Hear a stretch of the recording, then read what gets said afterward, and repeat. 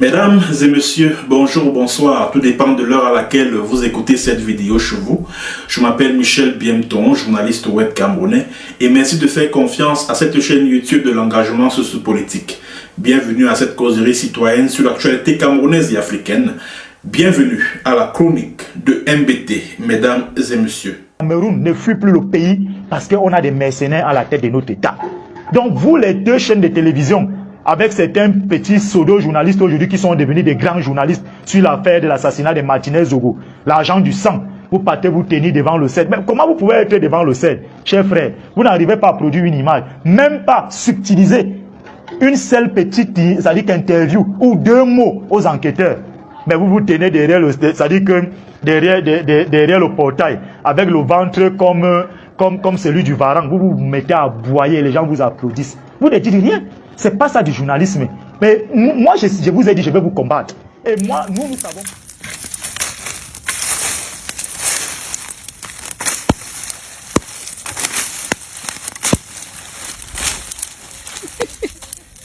C'est ici que les mange mes 10 millions, hein, les gars. Je suis en brousse. Les mange mes 10 millions. Vous parlez là. Je prends 10 millions pour mon frère qui est mort, qui m'a aidé à être prof d'université maintenant jusqu'à présent. Grâce à Martinez, je me bats. On a gagné l'affaire à la Cour suprême. J'ai pris 10 millions. Vous allez souffrir la meute. Laissez-moi travailler. Arrêtez-moi de conneries là. Alors, les personnages que vous venez de regarder s'appellent Sébastien Ebala et Fridolin Nke. Alors, ces deux compatriotes auxquels j'ai choisi de m'intéresser au cours de cette édition de la chronique de MBT ont 4 choses en commun. 4. La première chose qu'ils ont en commun, c'est qu'ils soutiennent le professeur Maurice Kamto. Bon, je ne sais pas ce qu'il en est de Fridolin Nke. La deuxième chose qui les unit, c'est qu'ils ont été à un moment donné adulés au sein de la résistance camerounaise du fait de leur prise de position. La troisième chose qui les met en commun, c'est qu'ils attaquent très régulièrement le colonel Joël Émile Bankui, ce qui est impensable quand on est au Cameroun. La quatrième chose est que, à la faveur de l'affaire Martinez-Zogo, ces deux compatriotes manifestent un certain zèle à défendre le suspect numéro 1 dans cet assassinat, à savoir Jean-Pierre Amourou Belinga, et à s'attaquer à tous ceux-là qui se battent pour réclamer justice pour Martinez-Zogo. Voilà donc les 4 points communs de ces deux personnages qui m'ont amené à m'intéresser à ces derniers. Alors, je vais commencer par Fridolin Nke. Et j'en profite pour attirer l'attention de certains combattants de la résistance camerounaise. Là. Quand je vous parlais de l'affaire de Fridolin Nke, c'était il y a presque 2 ans. Quand il a commencé ses histoires avec le colonel Bankui et tout, il s'attaquait à lui d'une certaine façon. J'avais attiré l'attention de plus d'un que ce type-là, ses agissements vis-à-vis du colonel Bankui là, où il fait un certain nombre de choses, il dit un certain nombre de choses sur les réseaux sociaux, et Bankui ne lui fait rien, etc. Quand j'ai attiré l'attention de plus d'un, on m'a dit non, vraiment, laisse-le, vraiment, toi tu es toujours comme ça, il est très sérieux, c'est un bon combattant, et ceci, et cela, machin. Aujourd'hui, à quoi assiste-t-on? À quoi assiste-t-on aujourd'hui?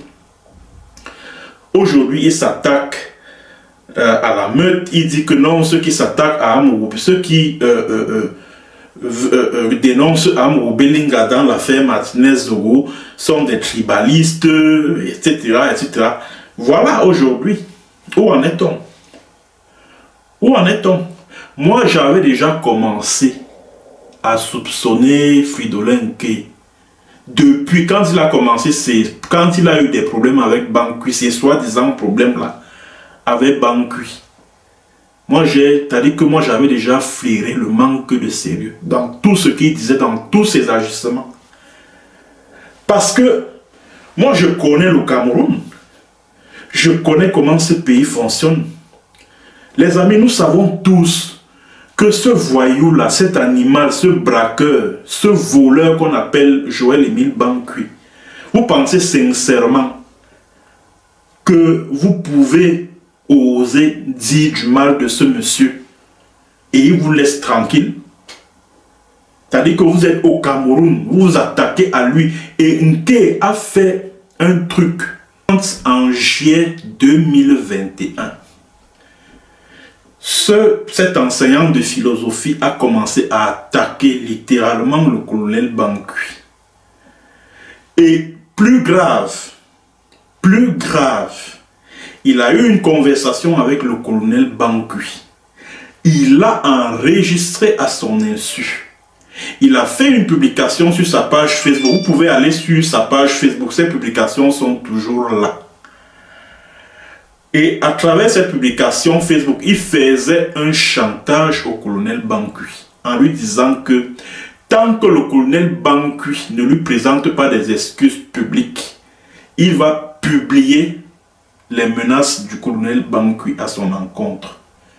Quand moi j'ai vu ça, quand j'ai vu que le docteur Fridolin qui a publié cet audio où il s'engueule avec le colonel Bankui, etc. Quand il a publié ça et que par la suite, le colonel Bankui ne lui a rien fait, j'ai commencé à sentir le louche. J'ai commencé à flairer qu'il y a quelque chose qui se passe entre les deux là que nous ne savons pas, que nous ignorons. Ah oui. À l'époque, j'ai vu certains s'en prendre à moi en disant que oui, voilà, t'es pas sérieux, tu passes tout ton temps à t'attaquer aux combattants, etc., qui sont au pays, blablabla. Bla, bla, bla. Je suis resté tranquille. Après, le voyou de la division de la sécurité militaire lui adresse une convocation, l'invitant à comparaître à la sécurité militaire. Il ne part pas.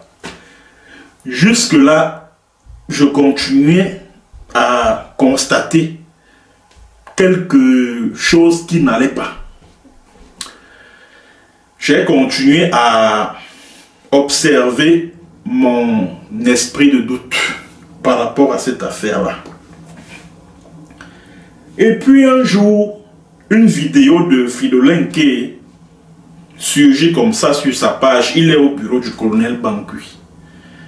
Il dit, ah voilà, j'ai été arrêté, j'allais à la gendarmerie régler un problème, on m'a arrêté, je me suis retrouvé au bureau du colonel Bankui, j'ai reçu 4 gifles, oh, 2 de tel, ah machin, ceci, cela. Et ça se passait en direct sur sa page. En direct, il était au bureau du colonel Bankui. Et par la suite, Bankui l'a entendu. Et après avoir été auditionné à la sécurité militaire, il a pris ses 2 pieds, il est rentré chez lui. C'est-à-dire que c'est là où j'ai commencé à soupçonner que cette affaire que vous voyez, il y a quelque chose qui ne tourne pas rond dedans. Bankui Émile, tu finis de t'attaquer à lui des jours durant. Tu arrives devant son bureau. Il t'auditionne et tu rentres libre de tes mouvements chez toi. Les amis, c'est toujours le Cameroun que je connais là. C'est toujours ce Cameroun-là. Aujourd'hui, qu'est-ce qu'on constate? À la faveur, parce que l'affaire Martinez que vous voyez là est venue faire tomber le masque de beaucoup de personnes qui se croyaient opposés au régime de Biya, qui se croyaient combattants ou résistants et partisans du changement, etc. Beaucoup de masques sont en train de tomber en ce moment. Beaucoup de masques. Aujourd'hui, avec l'affaire Martinez-Zogo, on constate que le docteur Nké n'a jamais été quelqu'un ni de sérieux, ni de crédible. Aussi simple que ça. Au départ, il fait une publication sur sa page Facebook où il dit, oh, Amourou Belinga, vous avez tué Martinez, etc., etc.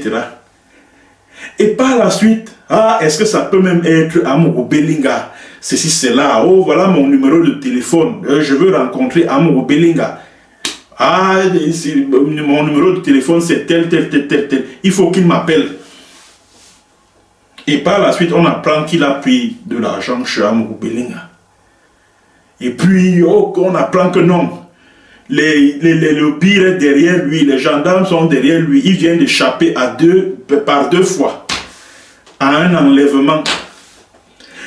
Quand il a fait cette vidéo-là, tout récemment, là, j'ai dit aux gens que, dans le Cameroun que je connais là, quand les gars de la gendarmerie veulent t'arrêter, ils t'avertissent même d'abord.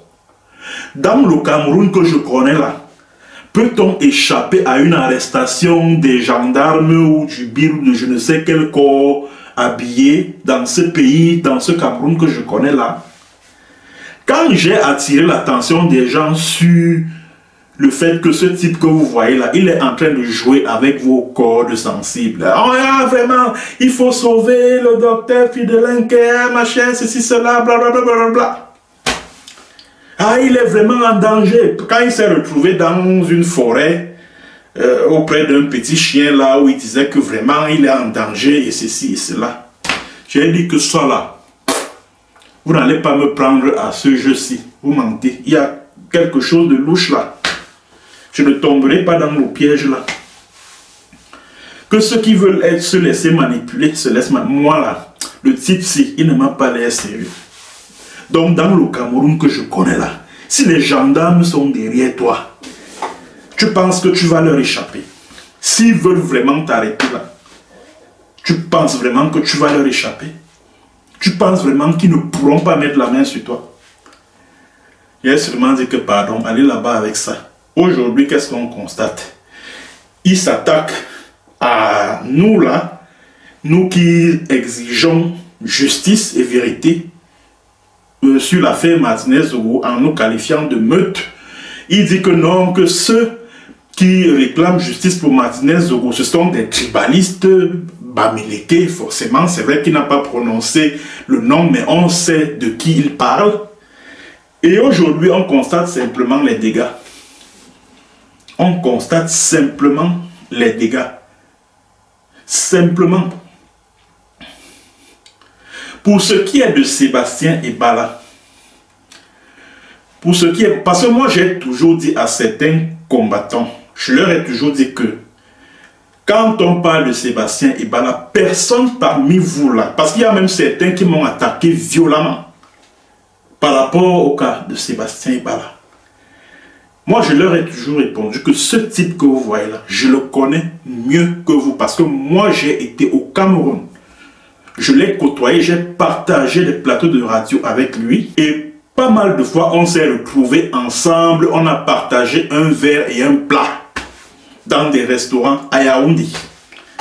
Donc, laissez-nous les histoires que oh, Sébastien Ebala, c'est un combattant, c'est ceci, c'est cela. Je le connais mieux que vous, puisque je l'ai côtoyé étant au Cameroun. Je l'ai côtoyé étant au Cameroun. Quand il est allé en prison, j'étais de ceux qui étaient convaincus de ce qu'il a vraiment subi, des sévices cruels, inhumains et dégradants, etc., etc. À l'époque, j'étais encore au Burkina quand Sébastien Ebala est arrêté. Bon, il est prétendument arrêté parce que il y a une question qui me revient chaque fois à l'esprit. Depuis que Sébastien Ebala a pris une certaine tangente, si je puis ainsi m'exprimer, ces derniers temps, est-ce que cet individu, ce gars, n'a pas été envoyé en prison par la crapule Banku Émile pour aller espionner les militants du MNC qui sont là-bas, qui sont en prison là-bas? Je ne dis pas que c'est ce qui s'est passé, mais c'est la question que je me pose à chaque fois. que est-ce qu'il n'est pas allé là-bas pour une mission bien précise, à savoir espionner les militants du MRC, essayer un peu de voir comment ils vivent là-bas en prison, ce qu'ils se disent entre eux là-bas. Ça, c'est la question que je me pose. Alors, pour revenir donc au moment où il va en prison, à l'époque, je suis encore au Burkina. Là où j'ai commencé, et ça, je ne l'ai jamais dit, là où j'ai commencé à sentir du louche, parce que je ne l'ai jamais dit, que ce soit publiquement ou à lui-même, Sébastien Ebala. Une fois, je lui ai accordé une interview. Il venait à peine d'arriver en prison. Donc ça faisait au moins 4 à 5 mois qu'il est entré en prison. J'accorde une interview. À l'époque, j'avais encore mon journal en ligne, Uri News, qui fonctionnait. Je lui accorde l'interview. L'interview est publiée et cela a fait un sacré buzz sur les réseaux sociaux. Je dis bien un sacré buzz sur les réseaux sociaux. Et par la suite, j'ai constaté que ni au niveau de la prison centrale de Yaoundé, ni le colonel Bankui, personne ne l'a rappelé à l'ordre. C'est là où j'ai commencé à me poser la question de savoir que, mais moi j'ai été à la prison centrale de Yaoundé-Kondengui. Tu accordes une interview étant là-bas. Et par la suite, les responsables de la prison, ils ne te collent pas une sanction. Même le colonel Bankui qui l'a même pris en clip. Et rien. Le colonel Bankui ne lui fait. Je dis, mais est-ce qu'il n'y a pas quelque chose qui ne va pas?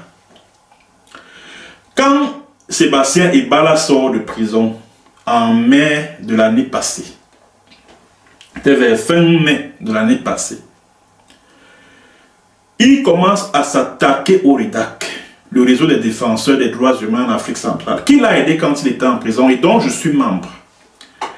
Quand je décide de réagir, certains combattants qui militent, certains militent au sein du MRC, d'autres sont de la résistance tout court, s'en sont pris à moi en disant oui vraiment, votre RIDAC là n'est pas sérieux, surtout que Sébastien Ebala a pris le nom de Kamto, il l'a mis devant et dit que c'est parce que la femme là voulait le dresser contre Maurice Kamto. J'ai vu certains combattants se déverser sur Maximilien Ngombe, se déverser sur moi en me qualifiant de peureux, de poltron qui a fui le pays pendant que Sébastien Ebala est au Cameroun, il combat le régime de Biya en face, etc., etc. Je suis resté tranquille. J'ai dit que mais ce gars que vous voyez là, vous allez me dire dans les prochains mois, il a commencé à attaquer Maximilien Ngombe, à insulter moi-même, Michel Bienton, il m'a insulté. Sébastien Ebala m'a insulté. Parce qu'il étant en prison, il avait déjà commencé à m'envoyer, parce que comme il tripotait souvent le téléphone, parce qu'en prison même, c'est-à-dire que même quand il faut appeler, tu es obligé de te cacher, de parler lentement, parce qu'un gardien de prison peut passer par là, il te surprend en train de téléphoner, il attrape le téléphone et tu vas payer. Tu vas même aller à la cellule, parce qu'il y a des cellules en prison là-bas où on sanctionne des prisonniers qui sont récalcitrants. Or, lui, il avait accès au téléphone en tout temps, à toute heure, et c'est comme ça qu'il me balançait des textes où il s'acharne sur le RIDAC, il s'acharne sur Maximilien Ngombe. Un jour, je lui ai dit, Sébastien, la prochaine fois que tu m'envoies un texte où tu t'attaques au RIDAC, tu t'attaques à Maximilien Ngombe, ne m'appelle plus, ne m'écris plus jamais. À un moment donné, j'ai coupé complètement les ponts avec lui. Je suis reparti vers lui parce que moi, je n'ai pas un cœur assez dur, j'ai un cœur très léger. Je peux être fâché contre toi aujourd'hui et quelques semaines plus tard, bon, je te recontacte, je dis, bon, ok, maintenant c'est bon. Parce que moi, je ne suis pas quelqu'un de rancunier. La seule personne à qui je garde une rancune tenace, c'est Bankui Emile, le seul. Le reste là, vraiment, moi, je ne suis pas quelqu'un qui tient rigueur à quelqu'un éternellement. Je reprends donc l'angle avec Sébastien Ebala. Il est toujours en prison. Nous sommes vers mars-avril 2022, donc l'année passée. Bon, on commence à échanger et tout, et tout, et tout. Et il fut une fois, le type m'écrit. Il me dit que vraiment, d'après mes investigations, hein, j'ai constaté que tu fais partie de ceux qui sont derrière le complot de la lettre d'excuse que j'aurais adressée à Paul Biya. Je dis, mais ce gars-ci, il est malade. Mais tu me prends même pour qui? Tu me prends même pour qui? Il dit, mais celui-ci, il me prend même pour qui? Que ce soit, il lui a dit que ce soit la dernière, ne me dis plus jamais ce genre de choses, il t'attaque. Et c'est là où on a coupé, on s'est séparés définitivement. Jusqu'aujourd'hui, Sébastien Ebala ne m'a plus jamais appelé pour me dire quoi que ce soit. Depuis qu'il est sorti de prison, il n'a plus jamais eu le moindre contact avec moi. Plus jamais. Et pourtant, je fais partie de ceux qui l'ont aidé hein, quand il était en prison. Il m'a insulté, il a dit des choses sur moi, comment je suis un ambazonien, je soutiens les terroristes et que je ne dois pas l'associer à ce combat. Bon, quand il m'a dit ça, j'ai commencé à soupçonner que ce type, il n'est pas... Parce que quand tu sors déjà de ta bouche que les ambazoniens sont des terroristes, tu n'es pas différent de ceux que tu prétends combattre. Or, ce n'est pas le discours que les combattants de la liberté doivent tenir. Même s'ils ne sont pas d'accord avec la démarche, ce que vous appelez sécessionnistes, des ambazoniens, il doit au moins soutenir leur combat. Or, lui, il disait carrément que c'est des terroristes, des gens qui veulent diviser le Cameroun, oh, ceci, cela, que je ne dois pas l'associer à ça, des trucs comme ça. Là. Quand Sébastien Ebala sort de prison, commence à s'attaquer à Maximilien Ngombe. Il insulte le colonel Bankui upside down. Quand j'ai vu qu'il s'est attaqué au colonel Bankui, le colonel Bankui ne lui a rien fait. J'ai compris que le type, c'est que tu vois là. Ça a confirmé ce que j'ai toujours pensé de Ebala.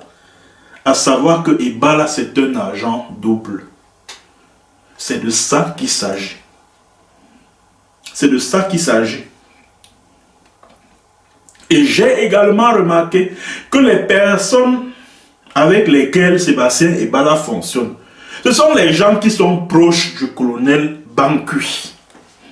C'est-à-dire que nous qui l'avons aidé, nous qui l'avons soutenu quand il était en prison, que ce soit moi individuellement, que ce soit le réseau des défenseurs des droits humains en Afrique centrale, dont je demeure un membre, il nous insulte, il s'attaque à nous, il s'attaque au Redak, il s'attaque à moi, il s'attaque à Maximilien Ngombe. Mais maintenant, lui, il sympathise et il continue même de sympathiser avec des proches du colonel Bankui.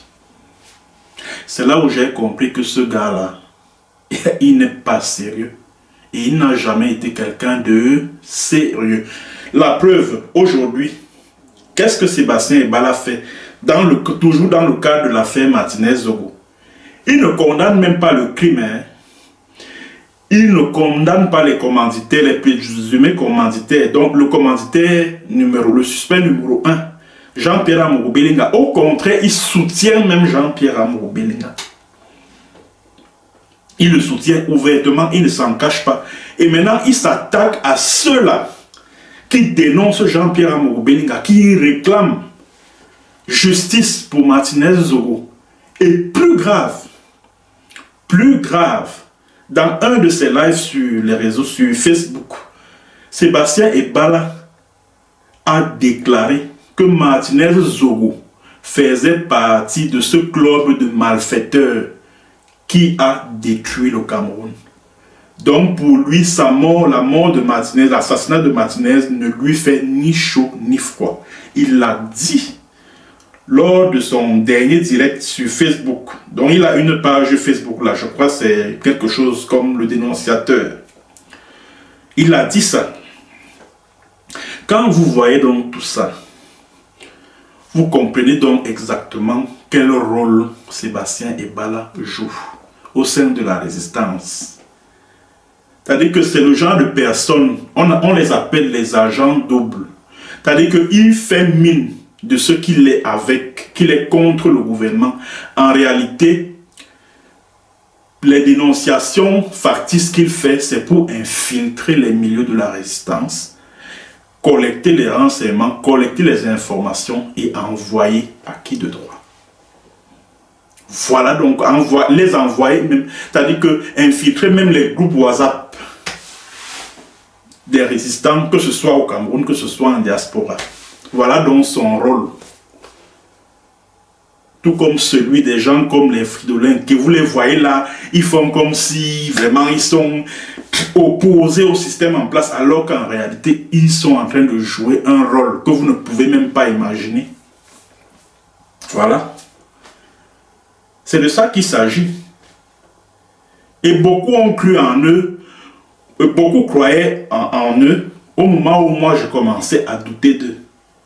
Et quand moi je doutais d'eux, on me jetait on me lançait des tomates, on me dénigrait, on m'insultait même en disant que vraiment, ah, toi tu passes ton temps à t'attaquer aux combattants, ah, tu n'es pas sérieux, tu n'es pas crédible, et ceci et cela. Il y a trop d'émotifs dans notre lutte là. Tellement d'émotifs. C'est-à-dire que je ne comprends pas. On ne sait pas prendre du recul et analyser certaines personnes qui s'invitent dans cette résistance-là.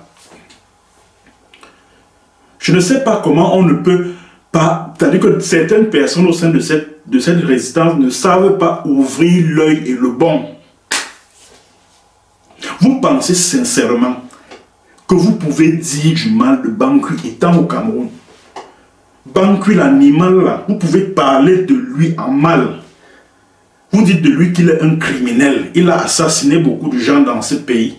Et vous continuez à circuler librement. Mon frère, vous pensez, vous nous prenez pour qui? Vous pensez que nous sommes bêtes?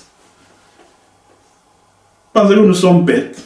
Il est fort possible que Banqui l'utilise pour certaines missions. Non, ça je le dis et j'assume mes dires, hein. J'assume ce que je suis en train de dire. C'était donc ce sur quoi j'ai voulu vous entretenir à travers cette édition de la chronique de MBT. N'oubliez pas de vous abonner à ma chaîne YouTube Michel Biemton. Si vous avez des informations confidentielles à partager avec moi, n'hésitez pas à m'écrire sur WhatsApp ou sur Telegram au numéro +47 911 42 848. Le numéro s'affiche en ce moment au bas de votre petit écran. Si vous avez aimé la vidéo et que vous voulez me remercier pour cette prestation, il suffit simplement de cliquer sur merci au bas de la vidéo pour acheter un badge super chat et super sticker. À très bientôt pour une autre séance et sur un autre thème. Bonjour, bonsoir.